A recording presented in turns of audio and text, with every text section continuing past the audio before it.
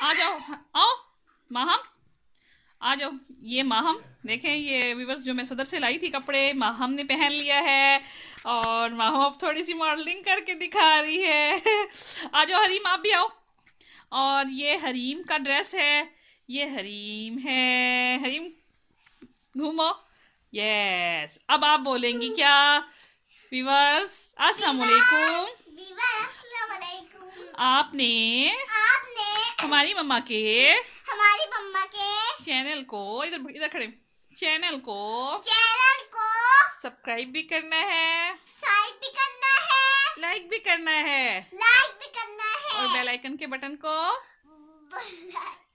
Bell icon के button को button को प्रेस भी करना है। प्रेस भी करना है। आप बोले मुझे नहीं आता। मेरी मम्मा के मेरी मम्मा के चैनल को चैनल को लाइक, लाइक सब्सक्राइब सब्सक्राइब और और बेल आइकन के बटन को सबका प्रेस करना है। कैसे प्रेस करना है? ऐसे, ठीक। तो अभी बस ये मेरी बच्चियों ने जो ड्रेस पहने थे मैंने आपको दिखाया, इन्होंने थोड़ी सी मॉडलिंग करके दिखाई है। आपने मेरी वीडियो को लाइक भी करना है, सब्सक्राइब भी करना है और बेल आइकन के बटन को प्रेस भी करना है व्यूअर्स। तो देखें हम आप लोगों के लिए कितनी मेहनत करते हैं, पता नहीं कहाँ कहाँ से ढूंढ के मटेरियल इकट्ठा करते हैं।